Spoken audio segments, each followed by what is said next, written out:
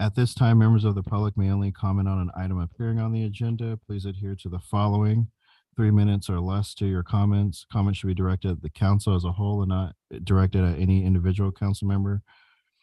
City Clerk, is there any registered speakers? There are no registered speakers.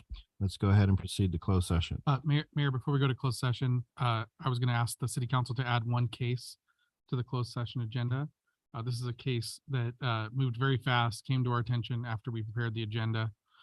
It's Hyatt v. Mayor, Riverside Superior Court, case number CVRI 2203822.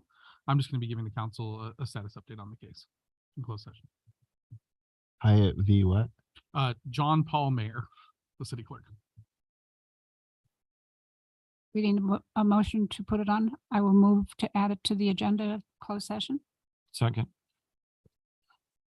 We'll do a roll call. Councilmember Krupa, Yes. Councilmember Brown, Yes. Councilmember Mails, Yes. Mayor Lilienthal. Yes. That motion passes to add the item 4-0. Thank you, Mayor and Council. All right, now let's proceed to closed session.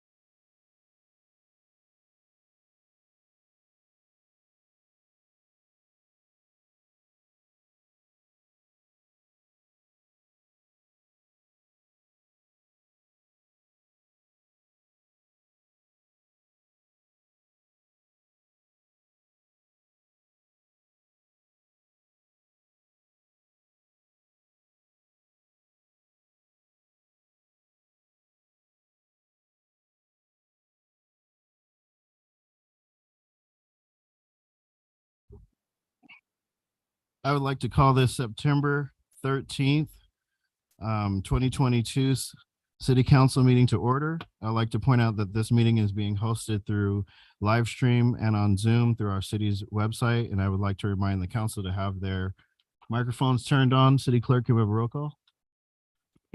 Thank you, Mayor. Councilmember Brown? Here. Councilmember Krupa? Here. Councilmember Mails? Here. Mayor Pro Tem Meyer? Here, Mayor Lowenthal? Here. All members are present. At this time, can I have Lauren Woods approach the podium to lead us in our invocation, followed by our Pledge of Allegiance by Russ Brown.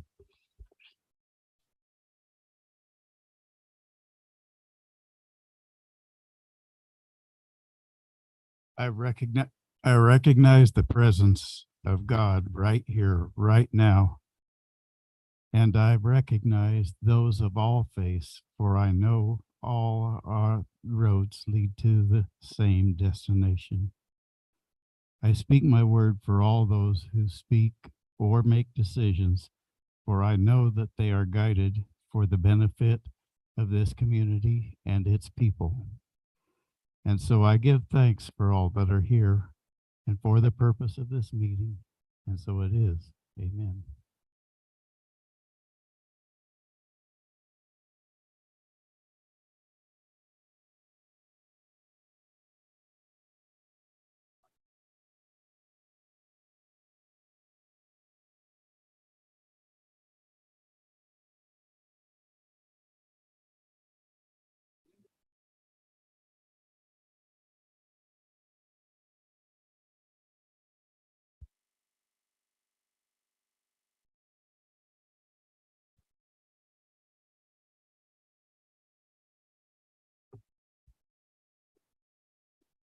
Everyone, please forgive me for not addressing Councilmember Brown as Councilmember Brown.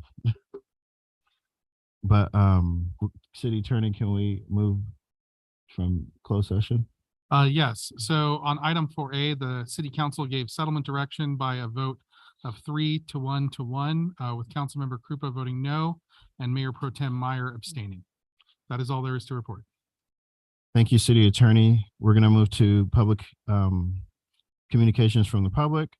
So just remember that there's a 3-minute person time limit for all general public comments. All those who wish to speak should be recognized by the mayor. And then all those joined by Zoom, just raise your hand. And then if you have anything to say, please state your name and item you're commenting on. And right now we're going to start with people who are present in the office. Matt McPherson.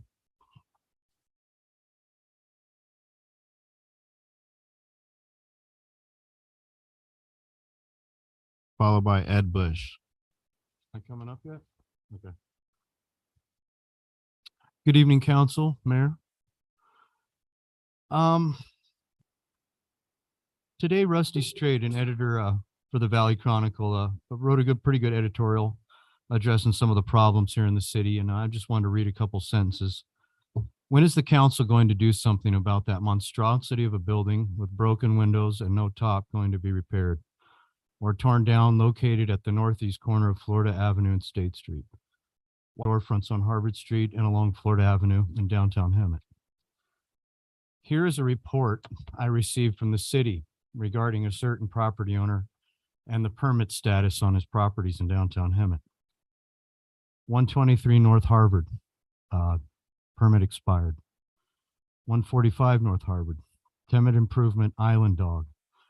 Sent corrections to applicant from building and planning, permit expired. 124 South Harvard, add 9 column pad footings. Sent corrections to applicant from building, have not been resubmitted. 121 North Harvard, tenant improvement and addition, Japanese restaurant with addition of 174 square feet, permit expired. 305 West Florida Avenue, fire damage, corrections were issued, have not been resubmitted. 201 East Florida, divide unit into 2 separate units, permit was issued, last inspection, permit expired. 145 North Harvard, window change out, permit was issued, no inspections have been performed, permit expired. 130 East Kimball, install UG plumbing. Permit was issued, no inspections have been requested, permit expired. 121 North Harvard, demo interior, no inspections have been requested, permit expired. 123 North Harvard, demo interior, no inspections have been requested, permit expired. 118 North Harvard. Last inspection was over a year ago. Looks like permit expired on that one too. 305 West Florida, install new switchgear, unpermitted construction, permit expired. 102 East Florida, 8-foot wrought iron fence, permit expired. 119 South Inez Street, 8-foot wrought iron fence, permit expired. 102 East Florida, seismic retrofit, permit expired. I don't want to take up too much time, but I'm also hearing objection to this homeless shelter. For some reason, we've decided to put in Hemet. Initially, I heard it was 180 beds. Now I'm hearing it's 400. So we're going to be the focal point of the entire homeless industry for Southern California if we break ground on this thing. And I and everybody I've ever talked to is adamantly opposed to this thing. So we need to put the kibosh on it. Thank you. Thank you, Matt. Next, can I have Ed Bush?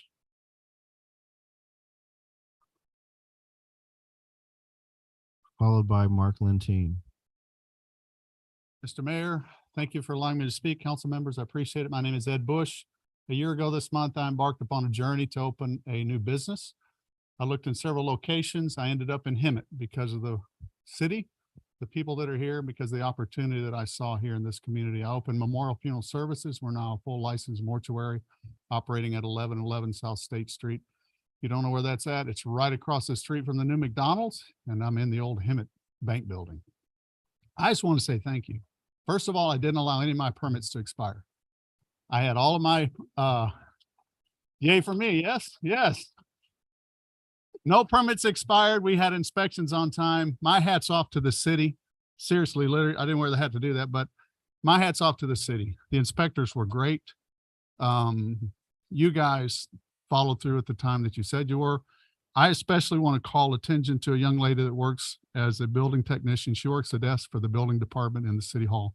Her name is Myrna Contreras. She is amazing. She went over and above and beyond many times to help me with questions that I had in my project. And I cannot thank her enough for allowing me to get to this point. But I truly and genuinely want to thank you at the city for what you've done. It took me longer than I wanted to finish, but it wasn't the city's fault. I had a contractor that was a little slower than I would have liked him to have been. But you guys inspected right on time. The plans were reviewed. They were returned to me on time when they said they were going to be. And I can't thank you enough for the opportunity to be in this city. I look for a long and very successful career here. And I thank you so much for allowing me to have the opportunity to serve this community in the way that so many others have in the past. So thank you very, very much. And I appreciate the people that you have working in the city and what you're doing now to make things and be very, very positive for me in Fourth Quarter. Thank you. Thank you.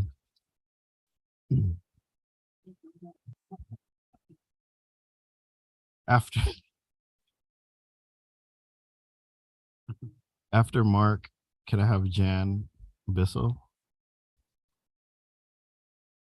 Good evening to all of you. I'd say it's good to see all the old faces, but I don't want anybody to hate me, but it's been a while. I'm used to run both newspapers out here. I edited both papers, and I'm actually here to cover the plaque for Clarence, wherever Clarence is. A great young guy that I've come to have hold a great fondness for. But as I was coming in, Ray Rusty Straight, I used to edit his work, asked me to ask a question. So I'm going to ask the question. I've been out of local politics, writing about it and covering it for about 2 years while I've been doing a lot of national and international stuff. So don't hate the messenger, but he said, could you please ask this? So I'm going to ask, especially Chief Post, just asking.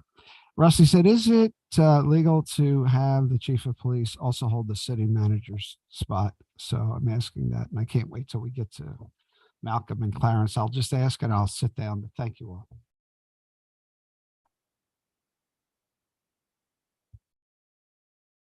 all. Mayor, may I briefly respond? Yes, sir. Yes, it is.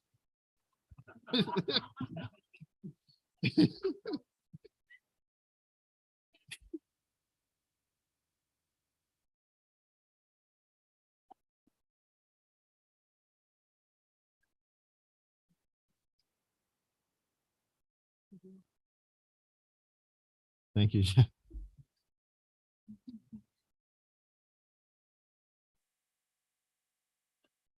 Good evening, Council, Hemet City Council. Thank you for giving me time to talk. My name is Jan Bissell. I am president of Valleywide Recreation and Park District Board of Directors. Just a quick little background about myself. I've lived in the Valley here since 1959, been involved in the Ramona pageant for 40 years. 60 years ago, I made a presentation to the City Council with James Simpson being the mayor for the Boy Scouts. So anyway, I've been involved in this community for a long time, been involved with Valleywide for 47 out of their 50 years. We just celebrated our 50 years this year. We're very proud of. We are an organization, some of you may or may not know. We cover 800 square miles, 250,000 to 275,000 people, residents. We put on a lot of events here. We put on the Old Olympics, which is beginning this week, 500 to 600 participants. In April of this year, we had opening day exercises out at Diamond Valley, and we had 1,600 children playing softball and baseball with 5,000 to 6,000 relatives out there watching them. So we also have the 4th of July celebration, and we basically are just like the City Council. We serve the community. That's part of our thing, and recreation. And as you all know, our community is changing. It's getting younger with more and more people moving in. And we just see a lot of changes. And one of the things that we would really like to do, if at all possible, we'd like to, we have formed an ad hoc committee. We would like to meet up with the City Council to help sharing knowledge and educate both of us on both avenues. We're here to serve the community, and I know all of you are for sure, and we are also. We're really into the business of recreation, and maybe we can share some ideas. And that is basically what my presentation is today.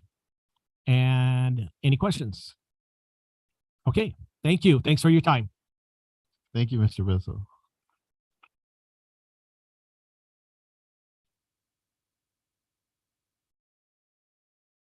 If there's anyone that wants to fill out a form for items that are on the agenda, now's the time, as I ask the city clerk to see if any registered speakers want to talk about anything that are off the agenda right now, like general.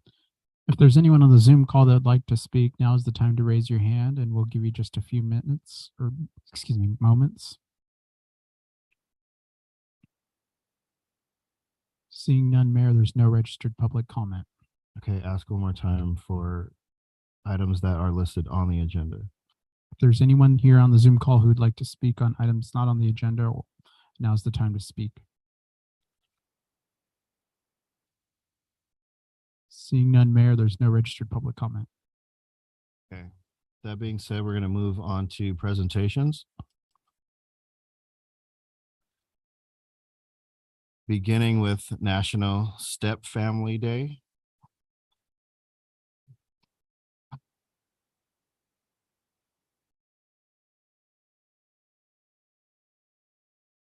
Can I have Larry Butler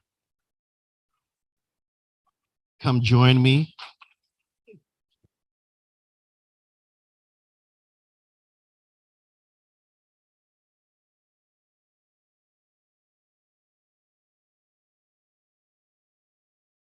How you doing, Larry? I'm blessed, brother. Thank you. I appreciate this.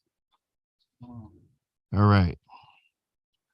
So whereas National Step Family Day is enhanced by our strong commitment to support the step families of our nation and their mission to raise their children, create strong family structures to support the individual members of the family, instill in them a sense of responsibility to all extended family members, and whereas approximately half of all Americans are currently involved in some form of step family relationship, and it is the vision of the Step Family Foundation that all step families in the United States be accepted, supported, and successful. And whereas our nation has been blessed by thousands upon thousands of loving step parents and step children who are daily reminders of the joy, trials, and triumphs of the step family experience and of the boundless love contained in the bond between all types of parents and children.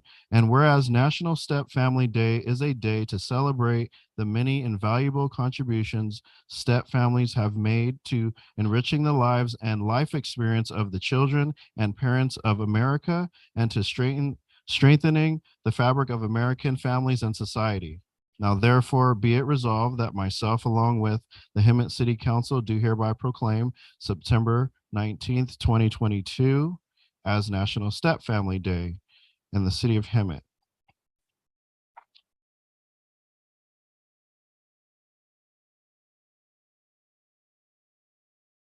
Larry, would you like to say anything? I'm just honored. I'm pleased. I never heard of Step Family Day. It's a beautiful day. Thank you, Raven. I love you, beautiful. And thank you, City of Hemet.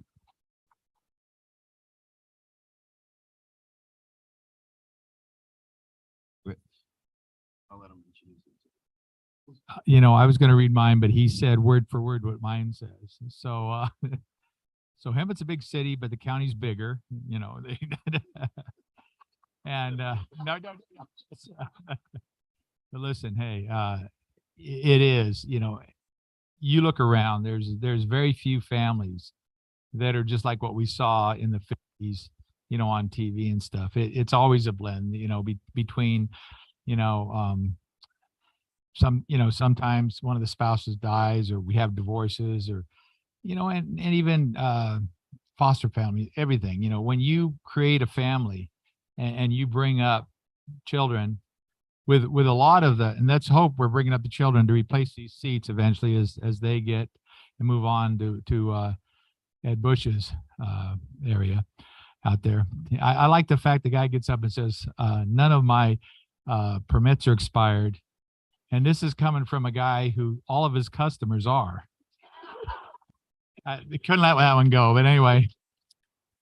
But Larry, listen, this is you got the 19th. You got the 19th. I got the 13th on here. Today's the 13th. You're a week early. No, but yeah, but see, if you look at the what is that? No, say that. No. Anyway, so hey, listen. Anyway, congratulations. It's always an honor to again, it's about being a family, and step families are at least half of all the families in the United States.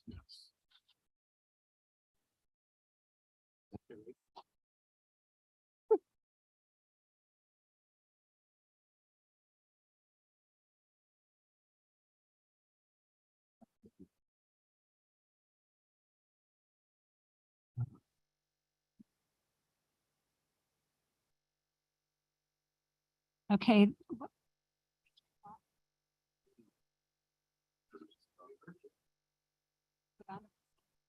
Did you hear? Oh, you did hear me.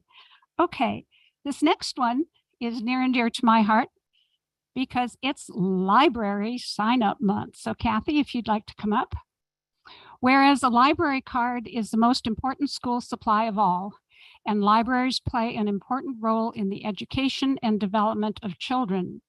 And library programs serve students of all ages from early literacy to homework help to GED classes. And libraries empower all people to pursue their interests, discover their passions, and achieve their highest potential as learners and citizens. And librarians bring communities together, creating welcoming and inclusive spaces for students of all backgrounds to learn together. And whereas libraries promote equity, making digital technology and information equally accessible to all.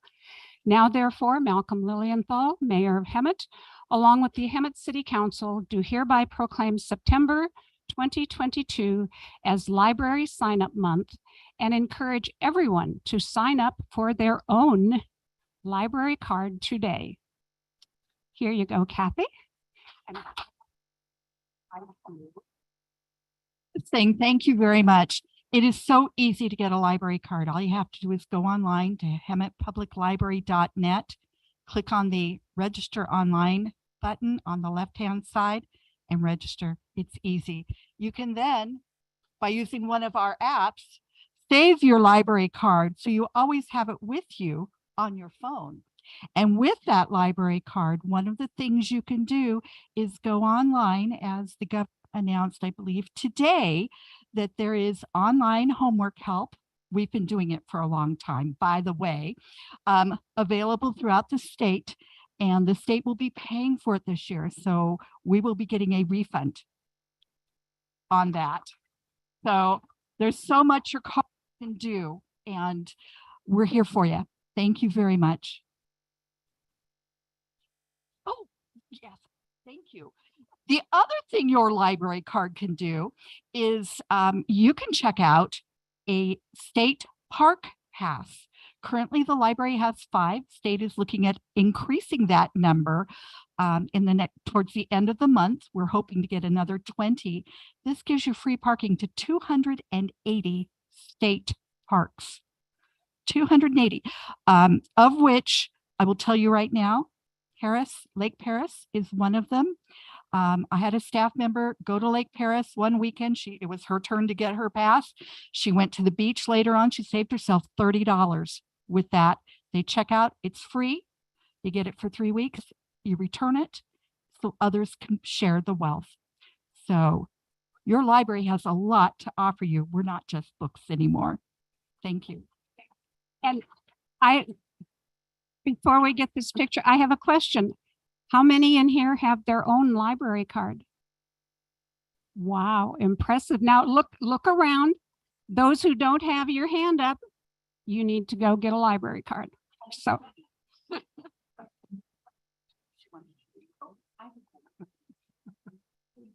Oh yeah, there you go. Yeah. I need a card to get in. Yeah, that's true.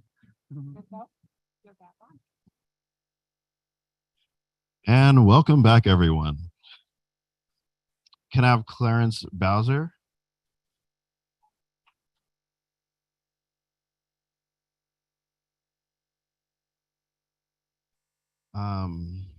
Officer, can I have that guy escorted out?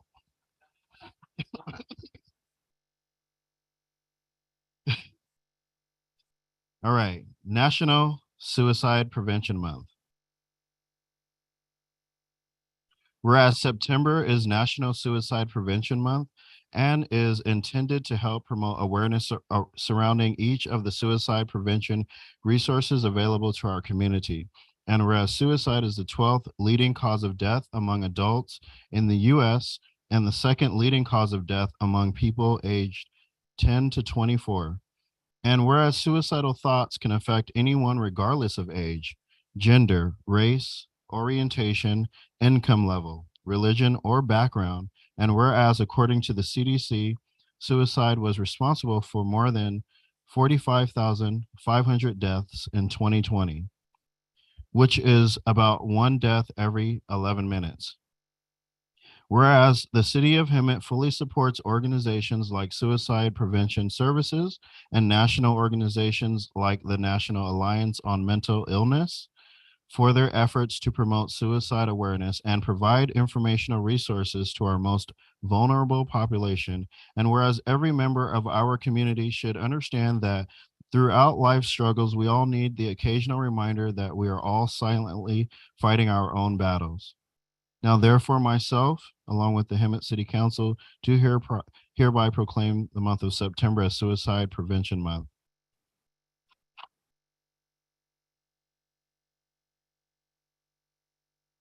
I'm going to let Jeff do the same thing.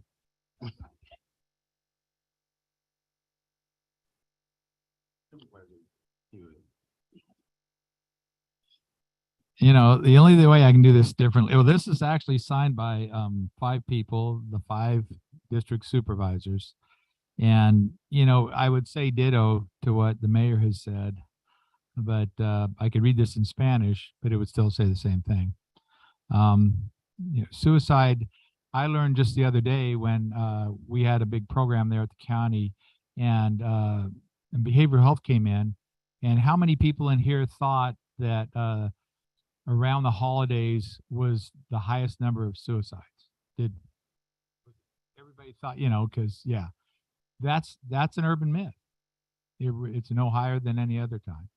But basically depression, a whole lot of things, suicide's a permanent answer to a temporary problem.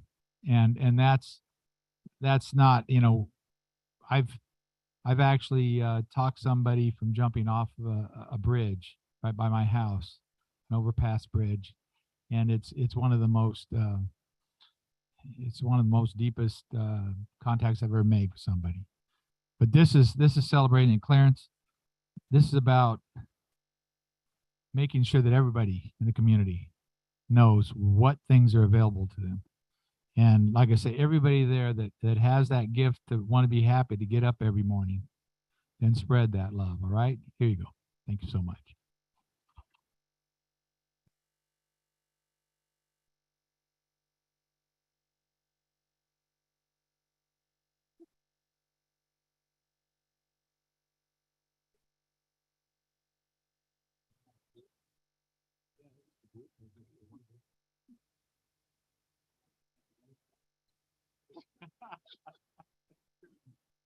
All right, now I'm gonna let Mr. Bowden speak.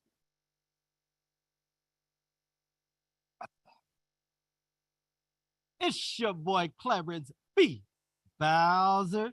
I'm sorry, y'all. I just gotta do my intro.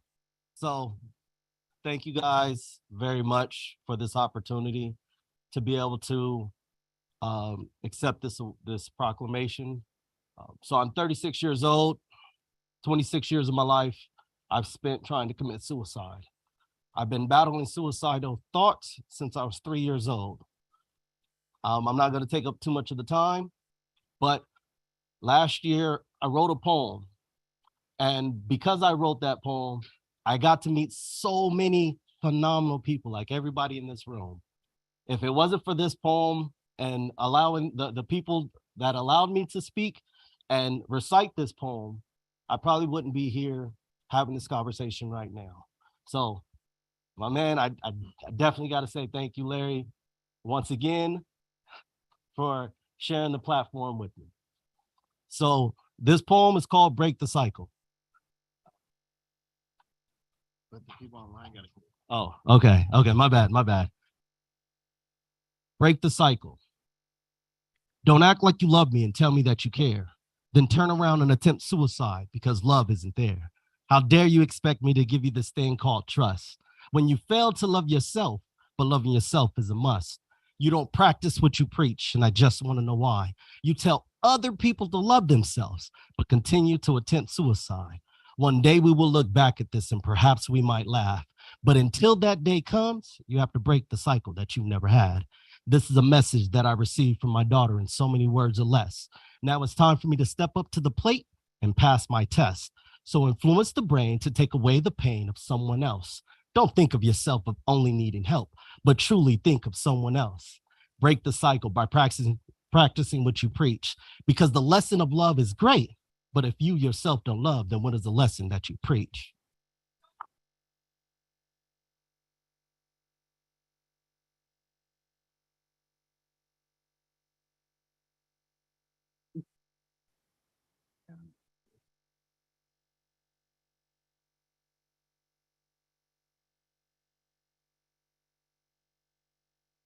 Well, that's a tough act to follow. Very, very important topic. And thank you so much for sharing your personal story too. It means so much more. If I could have our emergency services coordinator join me up here. One of our newest city employees.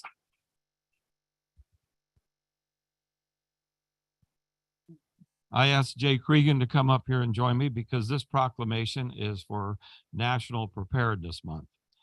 Whereas emergencies in the city of Hemet can happen unexpectedly, boy, don't they, and in any and all communities. Whereas the entire city of Hemet community can take action to become prepared, respond, and recover from any natural or man-made disaster, no matter how big or small. The more people who are prepared, the quicker our community will recover. And whereas the City of Hemet first responders may not always be available to reach you quickly in an emergency or disaster. Therefore, the most important step you can take in helping them is to be prepared and take care of yourself and those in your care for at least a short period of time following an incident. And whereas during National Preparedness Month, community members are encouraged to take time to prepare themselves and those in their care for emergencies and disasters that can impact our neighborhoods for days at a time. And whereas the City of Hemet community members who are prepared to meet any emergencies or disasters can be a positive influence on their neighbors by sharing their preparedness stories and encouraging friends, family, and co-workers to be prepared too. Now, therefore, Malcolm Lilienthal, Mayor of Hemet, along with the Hemet City Council, do hereby proclaim September 2022 as National Preparedness Month. And I'd like to turn the mic over to Jay. All right, thank you. Clarence, you made it tough to follow. Thank you for your story. I'm glad you're still here today. It's just not worth it. So fight those demons, continue on, and you've got loved ones around you. Really important. So yeah, September is National Emergency Preparedness Month, and I'm just going to touch on earthquake preparedness, for example. It's important to have a plan for everybody in the household. As we know, disasters can happen at any time. So when it comes to earthquakes, regardless of the size, it's always important to make sure that you have things like appliances and shelves, TVs, computer monitors, things of that nature. You can go down to your local hardware store. There's earthquake secure straps. There's other things you can do as well. Learn how to use a fire extinguisher. Have a plan in place for your family. When the shaking stops, make sure there's accountability, and get everybody out and have a designated meeting location so that way you guys can come together. Get emergency kits together. On the city's website under emergency management, there's a list of items that you can put together as a kit. There's also some additional websites that you can go to, ready.gov, which is the Homeland Security website. You can go to Riverside County, rivco.org. They have some additional emergency preparedness information for you as well. There's FEMA, Red Cross. On behalf of first responders, public safety officials, emergency managers, I am very thankful to be here. I'm honored and I'm glad to accept this. Thank you very much. Yeah, actually CERT, Community Emergency Response Team. So as you know, the pandemic has put a hold on things for the last couple years, and we're working together as a city to reestablish CERT, and we'll be having some classes here shortly. I'm working on my teaching hours right now. So hopefully in the next couple months, I'll be able to start scheduling CERT classes. CERT will educate you on disaster preparedness, first aid, fire suppression using the fire extinguisher, different disaster medical emergencies. And those are just a few things to list a whole slew of other things that you will learn during the class. It's a 20-hour class. It's free. It's paid for by FEMA. And like I said, all I need is 20 hours of your time, and we'll get this community better prepared. Thank you very much, Jay.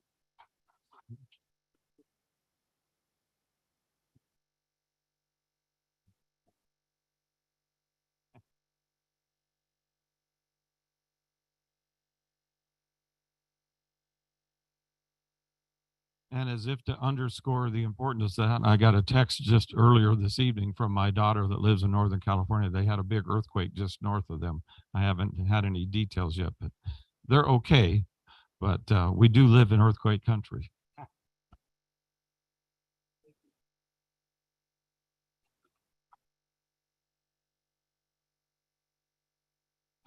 Next. Okay. Next, we're gonna do certificates for Adopt a Street.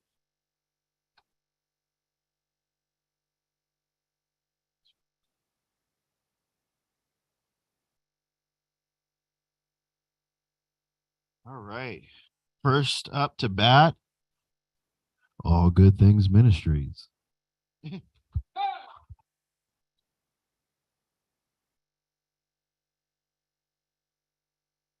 Located on Elk and Latham. You'll see a little blue sign that has their does it have All Good Things Ministry on it? I can't remember. And it has like the Hemet logo on it, but it's a bright blue sign. You'll see all over the city these bright blue signs that notate where someone has adopted the street. And so that's what we're going to be doing right now, is handing out certificates for all those who have adopted a street thus far.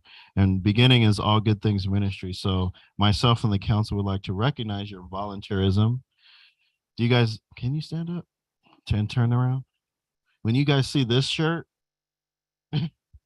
that they're representing All Good Things Ministries, and they're going around on the weekends and keeping the city clean and making sure that we have like when we have those illegal dumpings and stuff like that, all that cleaned up. And they also do more things with witnessing and making sure people know Jesus.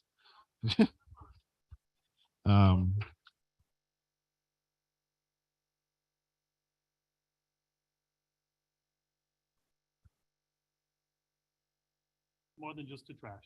And also, there's another thing that God is doing. Let me share, because this is so exciting.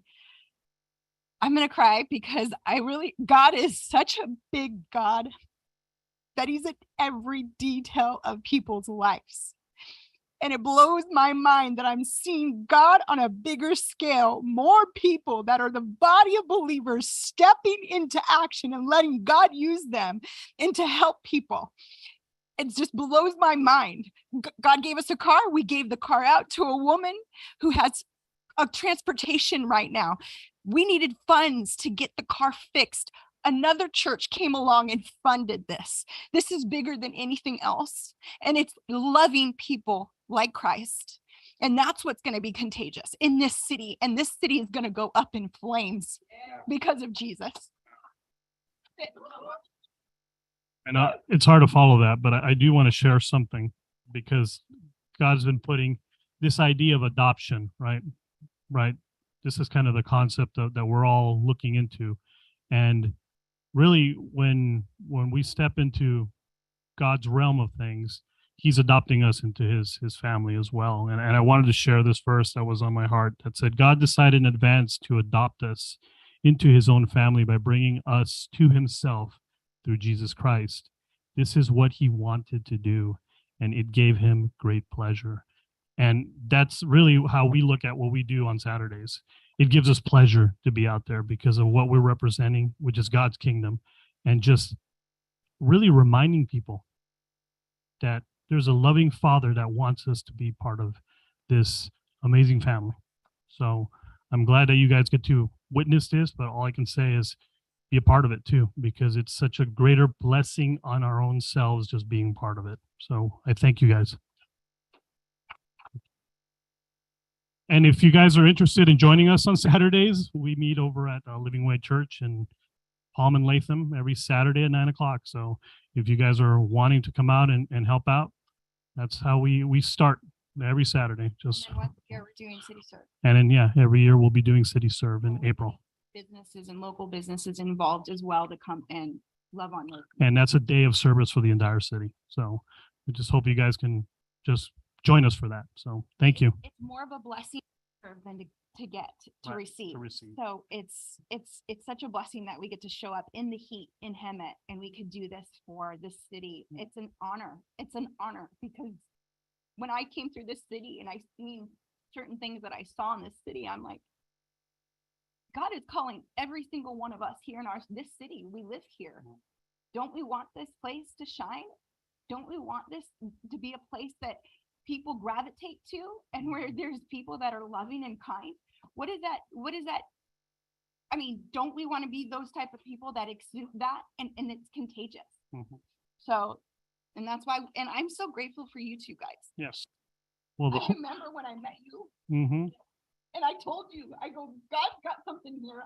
We're going into him and this is, and she was picking up that trash that day. Yep. And look what happened. We're still here and God is moving so much mightier and bigger on a bigger scale that I could ever think of. Don't ever discount what God can do in our life because he's big and mighty. Yes. Amen. Amen. Actually, we want to picture with all our family. Got our doctor box too. Here.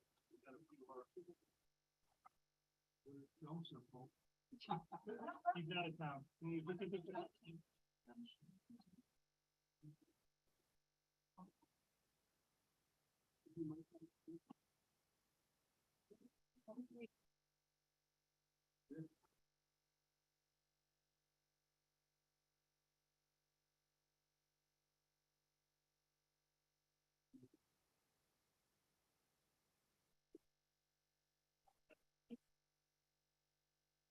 Thank you, Christian.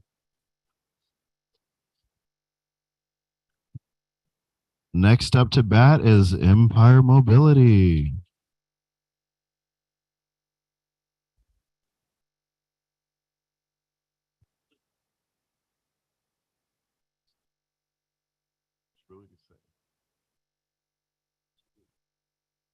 I'm from Empire Mobility. We provide medical equipment to most of the community, to the seniors that need it, and the disabled. We also help veterans in need of mobility devices and help them with other things along those lines. Empire Mobility also adopted a street. And so the mayor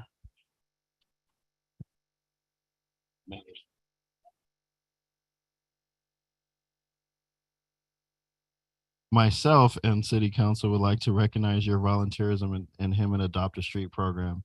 Your business's commitment to our community is greatly appreciated. Thank you.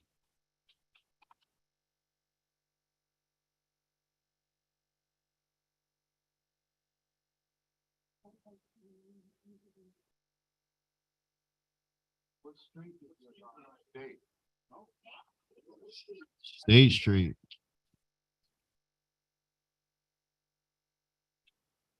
This next one is on Palm Street. Rotary Club of Hemet.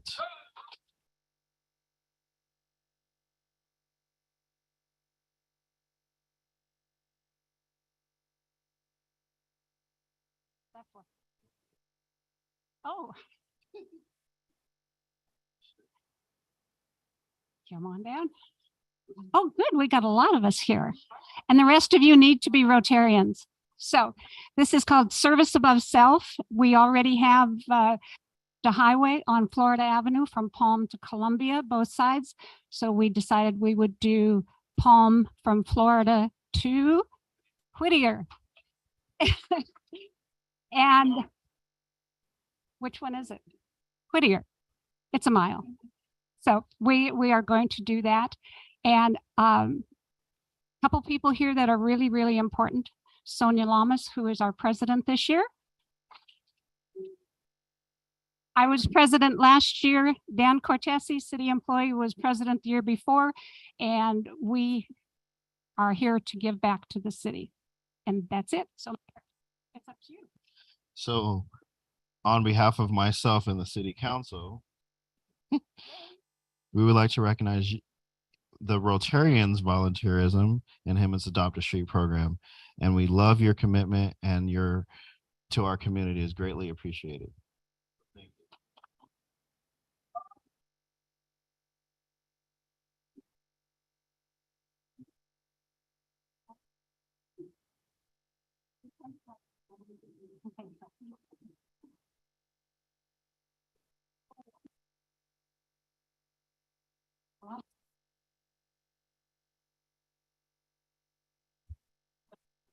you.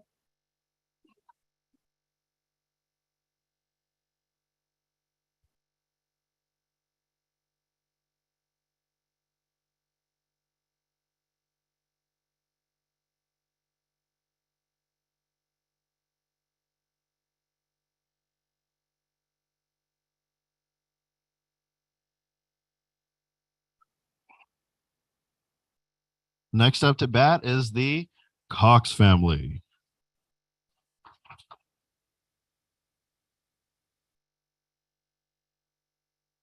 No? Nobody from the Cox family's here? Well, they're they're on Dominagoni from State to Searle Street. Yeah. So myself and city council would like to recognize their volunteerism in the Hemet Adopt a Street program. And we want their family to know that their commitment to our community is greatly appreciated. And so if they're seeing this online, we love you. We're sad that you're not here to celebrate with us, but thank you for your commitment to our city.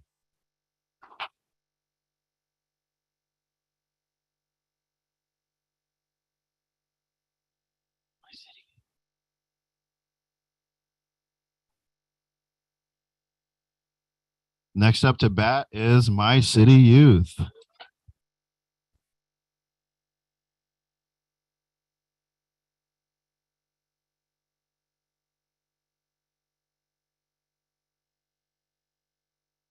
This is on Florida from Tockwitz to Devonshire.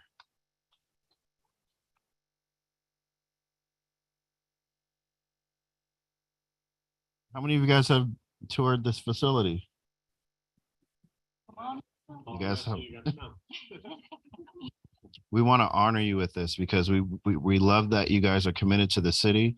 And so we want to bless you with a certificate that recognizes your volunteerism, just like everyone else.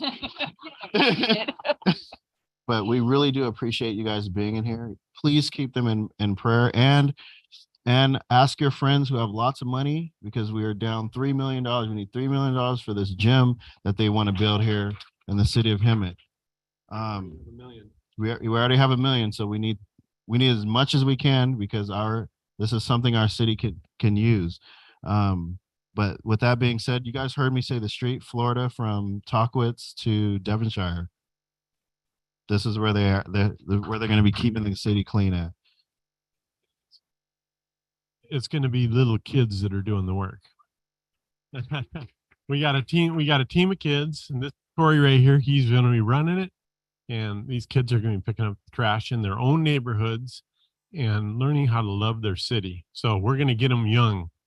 We're going to have a couple old guys here too, but we're going for the young ones. Yeah. Okay. Thank you. Yeah. You have those little gadgets. So we have at-risk kids, we have teen moms, we have a lot of kids, and we feed them. We're feeding the valley. We just had a board meeting before this. We're over 1,400 families that we fed so far last month. So it's all going on. And now we're going for the little guys to pick up the trash.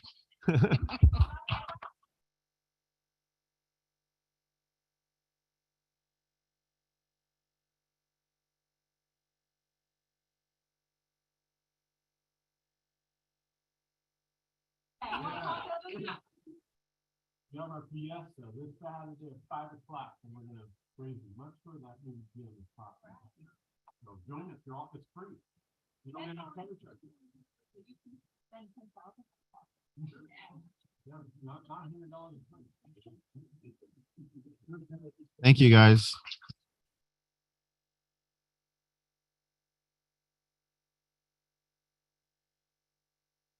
And our final lovely Hemet United Methodist.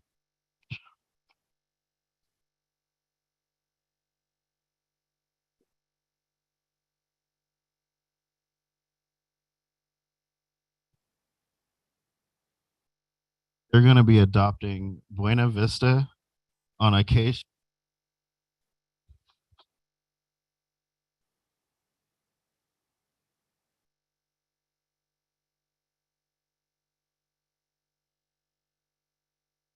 Thanks. Our congregation just looks forward to continue to work with our neighborhood to keep it clean, to keep it looking good. So that's our goal, just to be good neighbors and to make Hemet a better place. You've got the kids, I get the old people. So thank you.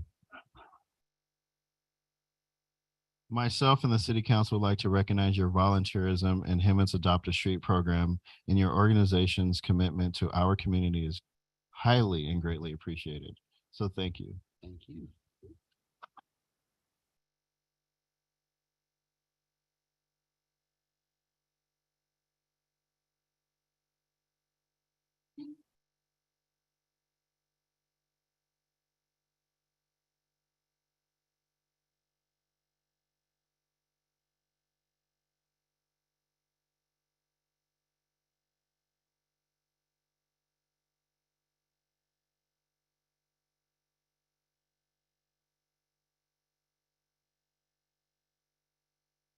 Okay. At this time, we're going to return back to city business. The boring part, right? Item number 13, receive and file. You guys want to just receive it and file it?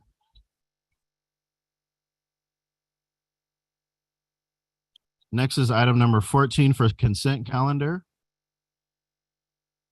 All consent calendar items will be acted upon simultaneously unless requested by an individual council member. Are there any council members that would like to pull in any consent items for separate consideration? I just have a question on 14F, if we can pull that. Okay. Do I have a motion to approve the rest? So moved. Second. Council, please cast your votes.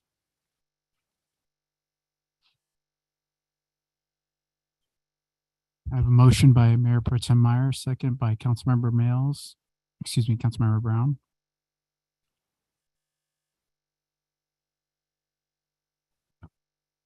That motion passes 5-0. Okay, 14F. 14F, which is a resolution of the City Council of the City of Hemet, California, approving an amendment to the city's classification and compensation plan to include the new position, Program Coordinator, Office of Violence Intervention.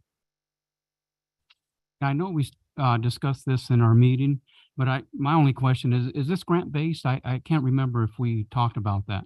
Yes. Or is that coming out of the general fund? Grant. No, this is it was close to $1 million grant-based CalVIP program that we were awarded. And we did get the grant then? Yes. Okay, then that's my only question. I just want to make sure we got the grant, and I just couldn't remember from the conversation. We talked about so much stuff that day, so. Yeah, Okay, it's pretty exciting. We were awarded last month, and so we're looking forward to moving this forward. okay, great. All right. Then let's approve it. I have a comment about this also. I put a heart next to this because I'm real excited to see that we are going to take a proactive approach to violence intervention. We really need that in our city. So this program is going to help our city considerably. So I'm real glad that you're bringing this forward. Thank you. Very good. Thank you. Oh, I'd like to make a motion to go ahead and pass 14F. Second. Council, please cast your votes. A motion by Councilmember Mayo, second by Councilmember Brown. That motion passes 5-0. Our first discussion item, 15A, this is discussion and action on the city treasurer's vacancy. Do we have a staff report on this? Thank you, Mayor. Yes, just a brief presentation, and I wanted to provide just a quick background. So for tonight's meeting, Honorable Mayor and members of the council, is discussion and action on the city treasurer vacancy, including potentially calling a special election to fill the vacancy or appointment of a qualified individual to fill the vacancy. And so before you have three possible recommended actions and alternatives as well. And just a quick background, on August 25th, 2022, the city treasurer resigned from her position and duties. Treasurer Savage submitted her letter of resignation on August 22nd, just to note in the record. before you tonight, you have a few options which are up for discussion, which are the vacancy, which needs to be decided upon 60 days from the resignation, which will expire on October 24th, 2022, to discuss either potential special election, which will cost $160,500 for a citywide election. This quote was provided by the Registrar of Voters.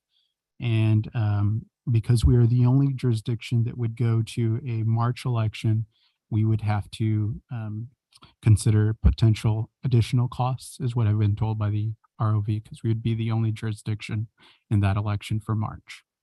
On the second note, appointment process, the city council could direct the city clerk to solicit for applications in that formal process. And as a possible action, you can establish a process for taking applications and then considering qualified candidates. The city council could also act on appointment for nomination for a qualified candidate without engaging in an application process. And that's at the city council's pleasure. So those are the mentionables for the filling the vacancy of the city treasurer. And I'm up for questions if you'd like. Council, any questions? I have one. I hate to spend another $160,000 for another election. What about the person that lost to our last treasurer? I mean, can't we solicit for applications from the public and go that route? A lot cheaper. And maybe even call the person that was running last time and see if he's interested. Certainly, Councilmember Mails, we could go through an application process. We could advertise in the press enterprise. We could do some social media advertising. Also publish on the city's website to solicit applications. It's at the council's pleasure and how you want to process this. Yeah, definitely. Councilmember Kupa? I agree with Councilmember Mails. I think that's the best way to go. And what is the last date? October or something that we have to make a decision by? You have to make a decision by October 24th, 2022, yes. So if tonight we said go out for solicitation of applications and put a 30-day on it, it would still give us time to interview and Yep. make an appointment before the October date. I have a good idea. We can have the chief take that job. He's a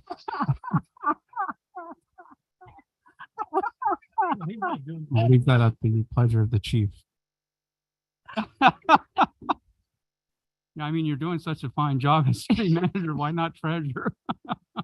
If Councilmember Mails, if you want to make that motion. Yes, I'll make a motion I that will second that. that we solicit for applications and maybe even ask the person that took second place last time, or however you want to do it. But I do think we should make a motion for that.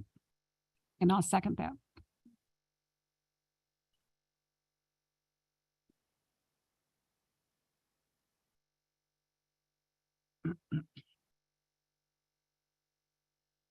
That motion passes 5-0.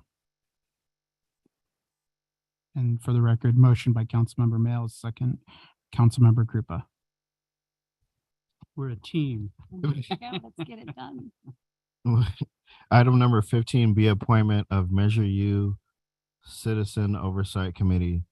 I don't see Miss Stacy Olson here. So per ordinance 1918, the city council shall review all applications for eligibility at a public meeting, interview all eligible applicants to serve on the committee. I received a text from Stacy saying she was exposed to COVID. Oh, she texted you?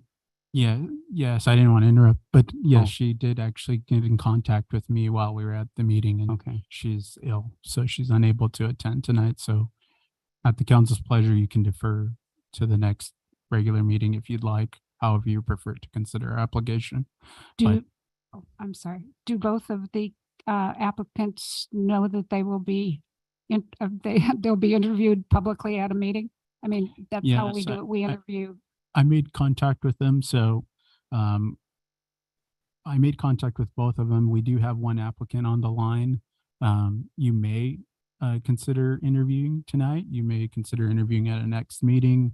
Tonight was simply to introduce the applicants on file. And so per our ordinance, you do have to go through the interview process in a public forum. And that's why we wanted to bring it to the attention of the record. I have another question too, is since these openings are, and we're doing this, would we open it up? Are we able to open this up to the public for new applicants? Because I believe the dates on these, they've been on file for quite some time. And so I know we keep things on file, but I Yeah. don't know, that's just an option. Yes, for additional dialogue, since the vacancies, we've advertised in the press enterprise. We've done some social media advertising. And then through both of those batches of advertisements, we've only received 2 applications for this board, but we've received other applications for other boards. Mayor Pro Tem, we're actually required to publish notice and ask for new applications for vacancies. That's why we did that. Excellent. Thank you.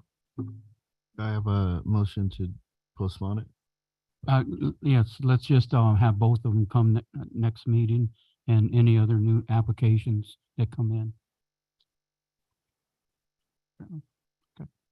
So then we don't need to make no kind of motions then, huh? We could do by consensus. Okay. All right, well then, 15C. Request for waiver of undergrounding utility lines related to the proposed Holiday Inn project at 3,850 West Florida Avenue. Good evening, Mayor and Council.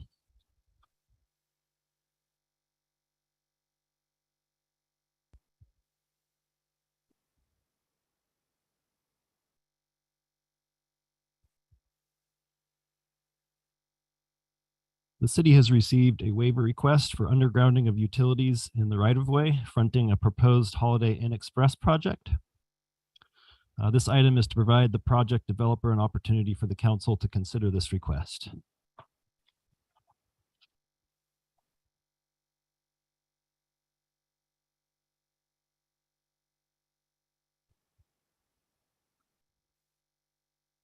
The project is an 80-room, 4-story hotel. The site plan is shown here on the right. The project is estimated to be around 11.5 million. It's located north of Florida Avenue between Costin and Sanderson.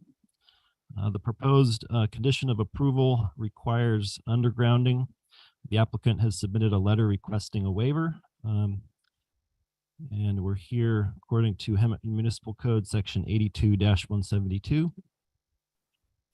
The blue line there on the site plan is representative of the existing overhead utility going to the vacant lot. This is a more representative picture. The location on the right shows the lot, the vacant lot where the pin drop is. And then the street view shows the existing utility coming from the south side of Florida, crossing Florida and going into the existing lot.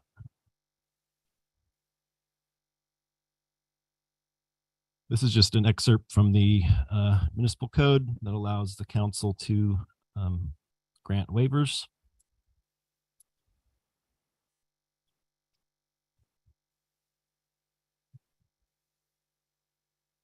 These are the reasons provided by the developer. The estimated additional cost could be upwards of $284,000 for the SCE portion.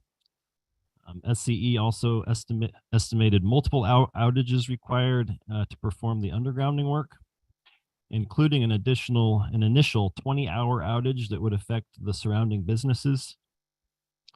Additional right-of-way access would be needed from the property owner on the south side of Florida, which could have some unknown costs related.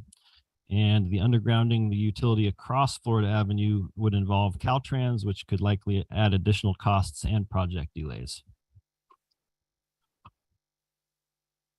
The strategic plan, encouraging development in this long vacant lot would enhance the visual appearance of the community and make it attractive. That concludes my presentation. I did ask the developer to be here tonight. If you have any questions, I'm not sure if they're here. I believe they are. So if you'd like to ask any questions, I'll turn it back over to you, Mayor. All right. Do you have any questions from any council members? I have some comments to make. Noah, I'm sorry to have to say this, but you weren't here when we passed this, and I voted no because why do we have rules if we keep breaking the rules? So why did we put in place undergrounding utilities and then we keep having excuses of why we cannot? So if we want a clean, safe city, and it looks clean to have underground utilities, and it sounds so harsh, but I am a business-friendly person. But when you go to other cities, all I hear is when I go to Temecula, I see blah, blah, blah, blah, blah, blah, blah. And when we come to Hemet, we don't bury our utilities because it costs too much. So it's frustrating to me that we have a rule that we just keep breaking, and we keep breaking it if you look in all the times that we vote on this. So that's my feelings I about this. understand. If you have any justifications for me, I'd love to hear them. The only justifications I have are what the applicant provided, and that's why I didn't really make a recommendation. I just wanted to present it for the opportunity for you to consider. I got something to say too. We've already allowed 2 other businesses to have the waiver. And when they built, and if we don't stay consistent with businesses, then we look really bad out there. And that's when people start talking. I know, that we want it to look good, but we have to also think about the other businesses that if we have 20 hours worth of power that that's going to be down. We have Winco out there, we have Sizzler out there, we have other companies that are out there. They can't afford to be down for 20 hours. So this is going to affect them. And again, my argument is that we've already done this for where's my notes at? We've already done it for 2 businesses. Can't even think, see the businesses here, but we have to stay consistent. If we're going to do it for other businesses, we have to do it for this business. I'm pro-business. I want to see good things come out here to Hemet. I want to see our city grow, and to put another burden, another cost on builders, they're not going to want to come out here. So we need to work with them. We need to, get rid of some of the red tape that we have. And the other 2 businesses was Salvation Army on Acacia and Palm, who we allowed the waiver for, and for a shopping center northeast corner of Florida and Sanderson. So if we don't stay consistent with businesses, then we're the laughing stock of the entire county. So my vote would be for the waiver. And considering the other businesses that are going to be down while they're trying to get all this wire underground. And we just can't afford that. They can't afford it. So we have to think of them too. Well, and the question our whole entire council needs to think is, if we waive every single one that comes to us, why do we have a rule? You're Well, then we need absolutely to learn to be consistent then on our rules, and we're not. And this is just a part of our problem. Well, and maybe Consistency. this is one of those rules we have that we need to look at, because when you're doing new construction without existing overheads, I think we need to insist on undergrounding. I really do. This particular one, if it was just for the cost, I'd say make them pay it, because it's not that great. Right. When you're talking about an $11 million project, $284,000 is a drop in the bucket.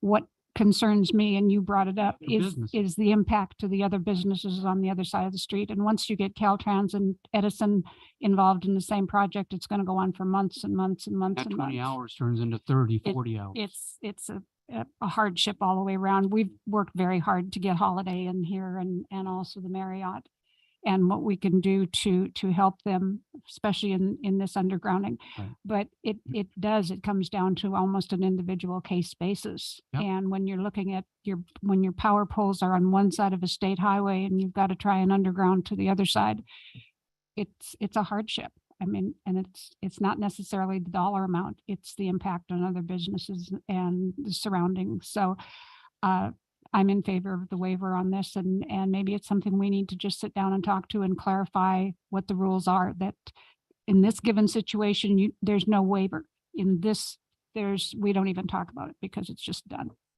Another question I have is the applicant being held up for this vote tonight? Because if we refine our rules to be have better parameters so that it doesn't stop an entire process? You understand what I'm saying? Yeah, they do currently have a condition of approval that would require undergrounding. So they, in order to proceed, they would definitely need a decision. I'm just asking for if we add this to future agenda items to reevaluate that if this rule needs to be in place. Because we should probably let staff have a little bit more freedom, like if it's under a highway or how many lanes, we need to just change the rule so that it's not stopped. I agree, but let's not stop this project. right. But let's look at it. But if we're and willing to do go back some- and revisit it, then I'd be okay with it, but we can't have a rule in place that we keep overturning. And that's what we need to look at, the Yeah, rule, but we right. need to get this waived but I- first. yeah, I So think they we can need to start their approve this building one to process and get approve the this waiver. going, right? Simple question. The image that you show here, the street view, shows I can see 2 utility poles. The ones that are interior to the parcel, they're already taking care of undergrounding that because it'll be consistent with the I think project. there's just right? one that's interior, the other one is in the right of way. Yes. That they'll be undergrounding everything interior of the So, lot. so their project itself will be underground. Will be underground. The existing. So the one that overhead we're will- talking about in the is right of way will remain. right. And just an observation, and I know that it's easy to draw comparisons, but Hemet is an old town. Temecula is not, Menifee is not, and it's very easy to draw comparisons about how they look versus an older city.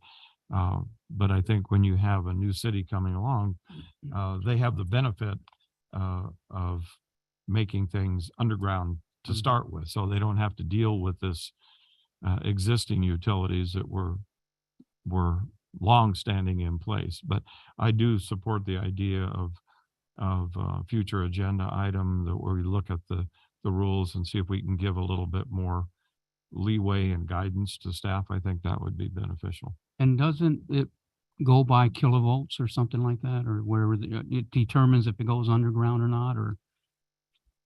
Not necessarily. I know that if it's like a high voltage transmission above 34.5 kilovolts, then it wouldn't technically need to with our existing municipal code.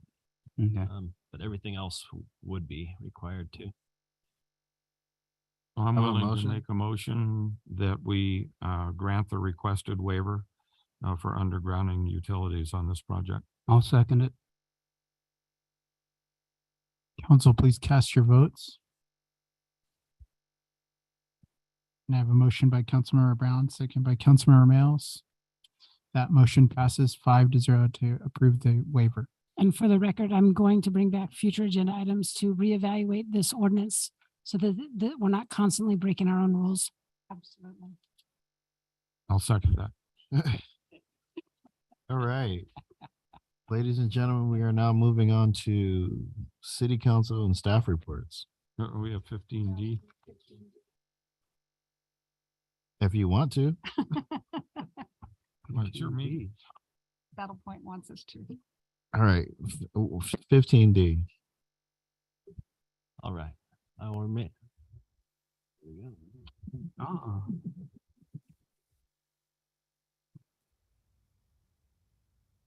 All right, this item is for council to take the first step in forming a community facilities district for the Saddle Point 2 community.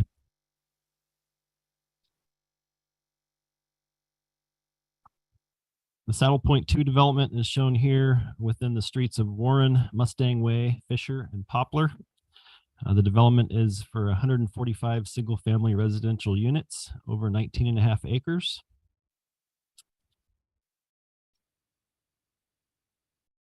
The developer has requested to form this CFD to cover maintenance of public improvements. Purpose of this evening is to establish the resolution of intention to form CFD 2022-02. This is the initial step under the Mello-Roos Act of 1982 in forming a CFD to fund public services. We would schedule, if we take the first step this evening, we'll schedule a public hearing to be scheduled on October 25th of 2022. There will be testimony to be heard and additional action to adopt a resolution of formation at that time.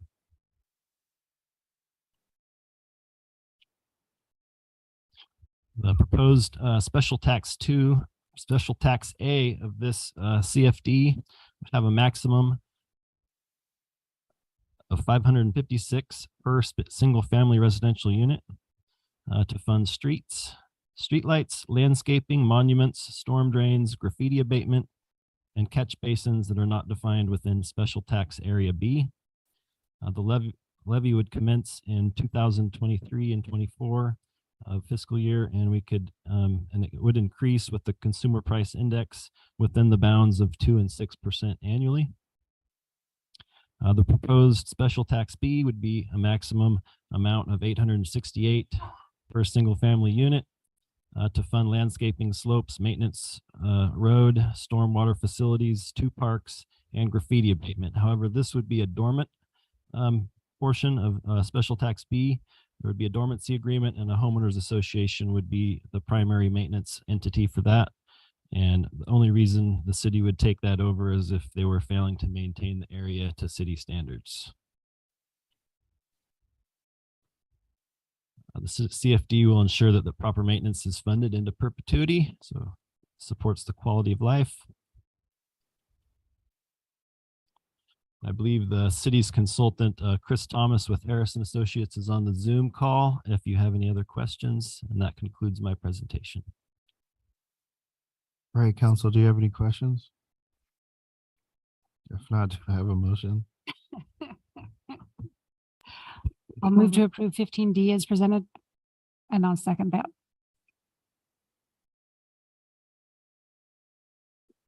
Council, please cast your votes. A motion by Mayor Pro Tem Myers, second by Councilmember Krupa. That motion passes 5-0. All right, now I can move to council member, city council reports. Okay, thank you, Mayor. Under League of California Cities, I won't report on everything because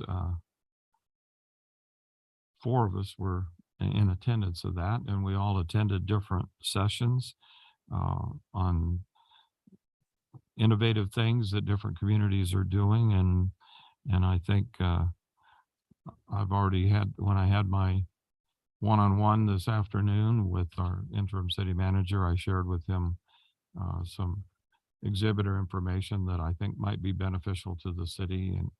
And so hopefully that'll work its way to staff, and we may see it come forward at a future staff meeting. And like so many of the benefits of those kinds of conferences, there's a spinoff benefit of just interacting with your counterparts in other cities that you don't necessarily get that from attending a breakout session or anything, but it is helpful in many ways and reassuring that we're not unique in a lot of the things that we struggle with, and those kinds of issues and even tougher issues are being experienced by other cities. So there's a benefit to that for sure. The WRCOG Executive Committee met yesterday. There's nothing noteworthy to report from that. Western Community Energy Board meeting is tomorrow, and the Riverside County Habitat Conservation Agency is meeting Thursday. And that's all I have. Councilmember Krupa. Have a lot of these meetings are scheduled out. Library is Friday and RCTC is tomorrow. And that's all I've got. Councilmember Mails. Emmett Housing Authority, remember seniors and disabled, I want to say veterans, but just our disabled community. There are home program repairs that the city is not giving, but the HUD program is, but you can look it up at the city, on the city website. And if you're looking for home improvements, it's there, and rental property repair program also. So it's on the website for everyone to see. Skate park, We have been working through a landscaping plan that wasn't part of the initial scope of work, but is needed now that we have the civil engineering finalized and know the extents of the disturbance area. We expect to have our first hurdle finalized and the bid posted the first week of October. While it seems a little behind schedule, we're actually going to end up within the bid time frame that experts think we will get us to the best pricing for the contract. League of California Cities, we had our annual conference this last week. I was able to attend a day and a half. We had opened the Legion for the fire and for the electrical poles that went down, and we provided a cooling center. I had Santa Claus there that manned it while I was gone, did a great job. We were able to get water to our first responders that were at the command center, and also took some the next day to the Fire Station 1, Gatorade and waters. So the community really came together, and they provided a lot of clothing, a lot of water, Gatorade, and I was so proud of them. We had people coming to our Legion that needed a place to cool down, and while at the conference, I had Malcolm, Russ, and Linda there that kind of walked me through what needed to be done, because that was my first conference of the League of California Cities. So it was pretty nice. I left Thursday afternoon and had to go to a funeral for the Legion on Friday. So everything worked out good. What else do I have?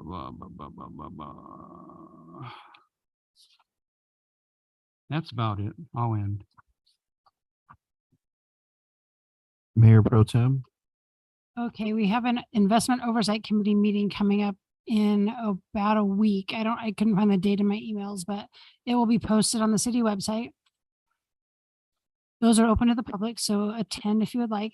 And again, I'd like to echo what Joe said. Thanks to our community for coming together during these fires. Everybody really stepped up to the plate, and it crossed county lines, city lines, and everybody really worked together. It was great to see. So I thank everyone for that. Our community seems to be very good at that. So that's all I have. Thanks. My meetings are also in the future. Like this Thursday, I'll be in the Community Action Partnership meeting. And then, but I did want to report on RCTC from the last meeting that I attended for you on your behalf, that they passed the Mid-County Parkway. The subcommittee did. This- We're voting on it as a board tomorrow. Okay. Yep. But you're right. Well, So that was exciting to see. So from Sanderson, right? From Sanderson It- on Ramona Expressway all the way down like 8 miles. goes from Warren Road west to Ryder Street, which is just as at the court where the road The curves turn. around the lake. So yeah, what we vote on tomorrow will be that 18-mile stretch. So they're talking about widening it 2 lanes on each side. Correct. Delineators at some points where the trucks can come in and out, and the rest will be like concrete, like a median or something. Yeah. Yes, it's a step in the right direction. And then we're still trying to work on Paris's end, Yes, we are. but that's all I have. Any ad hoc reports? Just, yeah, I'd like to remove number 6. Yeah. Because we've done that. And just an update on the banner program. The applications for active duty military banners for family people who live in Hemet. The application is on the city website. So if you have active duty that you want to have up, just look at that on the city website and get the information to Cynthia. And then she will get it over to Public Works, and we'll get that program going again and get our active duty military up. And just to go back to echo what Councilmember Males and Myers said about the community coming together, you know, that that Monday was a roller coaster day with the microburst of the wind blowing down all of the utility poles on Lyon, and so many seniors being without electricity and without cooling facilities. And RTA called their staff back because they did not have any buses out on Labor Day. And Kristen Wersinski, the CEO, called me and she said, we're bringing back some duties drivers so that they can take people, take seniors to cooling centers. And from there, it went on so that they helped evacuate Echo Hills and Saddleback, and to get the people out of there when the fire came over. So thanks to RTA, and they're very vigilant, and they're very good in the city of Hemet, and they're extremely good to work with during all of these disasters that come up. So I just wanted to shout out to them and to our community, because people really do, the best comes out when we run into something like this, and everybody did their part. So our firefighters, watching the professionals work is just amazing. And I was fortunate enough to sit in on a meeting at the library with, must have been 50, 75 professionals from the city of Hemet, from CAL FIRE, Riverside County Fire, Bureau of Land Management, Forest Service, you name it. And they're all sitting at the same table, and they're all coming together in agreement on how to combat this fire. And it absolutely amazing, seamless work that these professionals do. And the best thing we can do is stay out of their way and let them do their jobs. So I want to thank Chief Poost and Chief Zell, and just the professionalism and the degree of dedication that you all give to our city and to the residents. So thank you. And I echo those comments as well. And I'd just like to add also that the additional support from the community members. We heard some of that earlier tonight.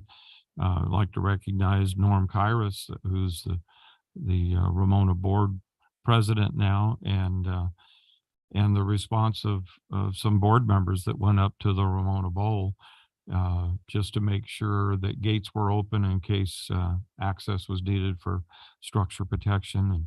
And I was pleased to see that CAL FIRE had an engine assigned to that facility. Fortunately, the fire moved away from that historic landmark facility, so it was spared.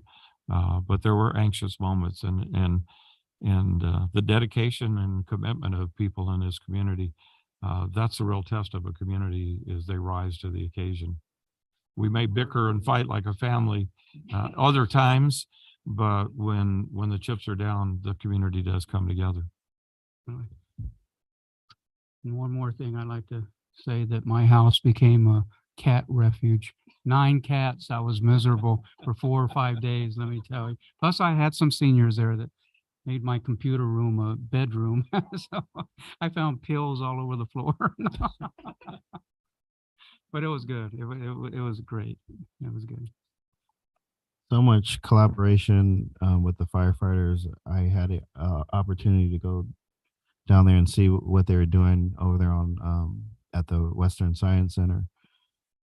And the chief of CAL FIRE highlighted our boys and their commitment to service. And he looked me in my eyes and said, "Malcolm, you have a really good fire department." And their professionalism, was outstanding. I believe BC Lloyd was standing there, but I was very excited to see someone recognize our boys like that. And so it was very heartwarming to see. It was like a city within a city. I do have a video I'll put out later about it, but to see, and our 2 girls. But to see everything, going from like purchasing, there's a trailer for purchasing, just, for the food and different things like that. They had a whole kitchen and the CDC had inmates down there cooking for the firefighters. And then you had the inmates that were out there doing their thing. And then you had a whole trailer for therapeutic services for the firefighters if anything was to happen.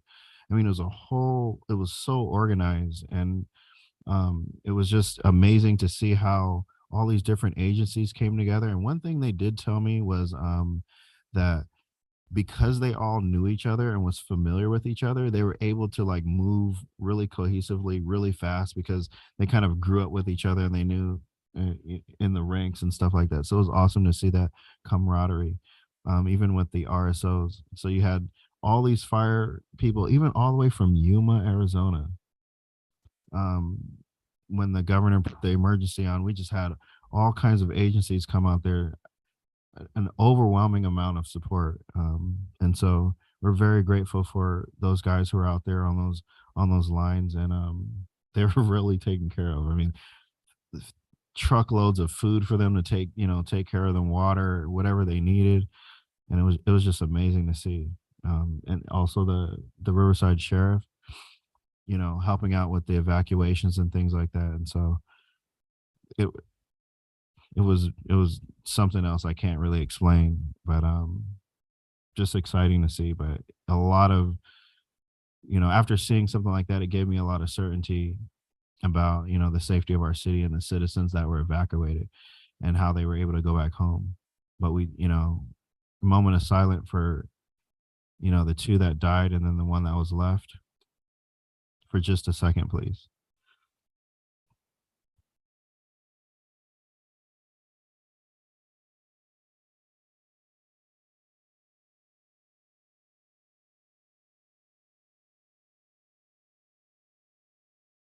Okay.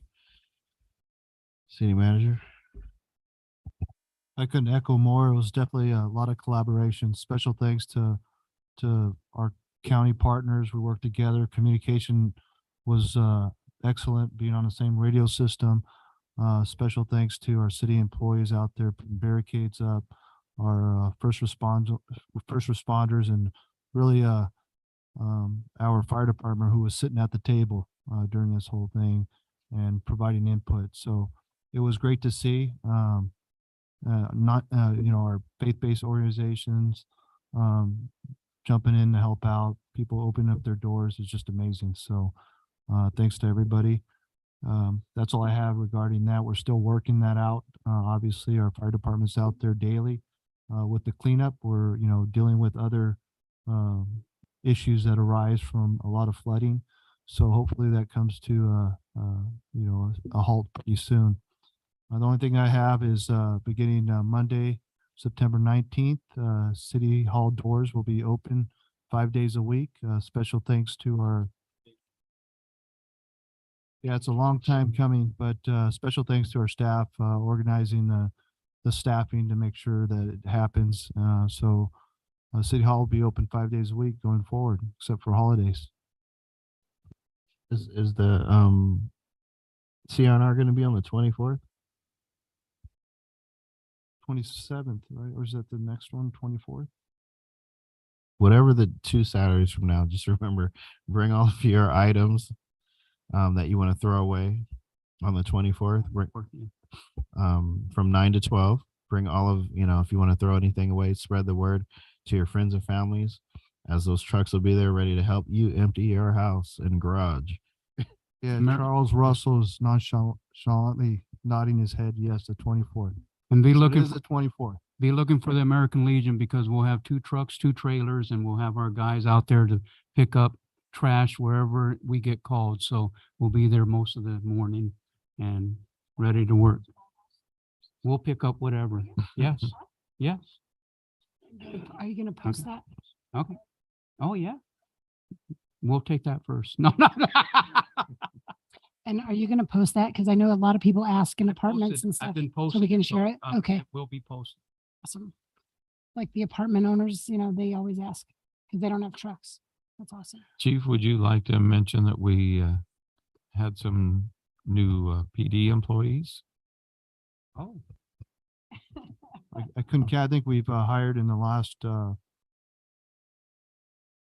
weeks, about 11 employees. Whoa, yeah. We had some officers graduate from. Yeah, we had 3 officers graduate last Thursday from the academy. So they're on the field training program. And we hired 2 lateral officers, one from LAPD, one from San Bernardino Sheriff's Department, and several CSOs, community service officers. So we're excited. The exciting part is we're trying to make a platform for CSOs to be a stepping stone into law enforcement as sworn police officers, and all 4 of them that I interviewed, or 5, that's exactly what they want to do. Is that's their future goal. So they're all from the Valley, so it's nice to have that those employees working here. Excellent.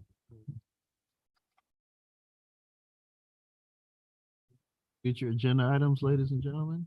Yes, I'd like to make a motion to add our municipal code 82-172-172F, the underground utilities, brought back and updated. Maybe Noah has some creative ideas to have guidelines, but not inhibit businesses and stall things. So when we can bring that back, that'd be awesome. Thank you. No, So that was just a motion. So I Russ thought already I seconded seconded it. that already. Russ seconded it 2 hours ago. Council members, it's a little embarrassing. That section's already on there. It's number 5. So. Oh, nice. It is. embarrassing. Yeah. What? So it looks like we have some homework to do. But it doesn't look like there's any need to add it because Well, you have already second added it it. again. Yeah. Go- There we go. If you'd like to re-add it and re-emphasize the. word. Okay, no, but we definitely need to get that done. Yes. And if we could have an update on number 6.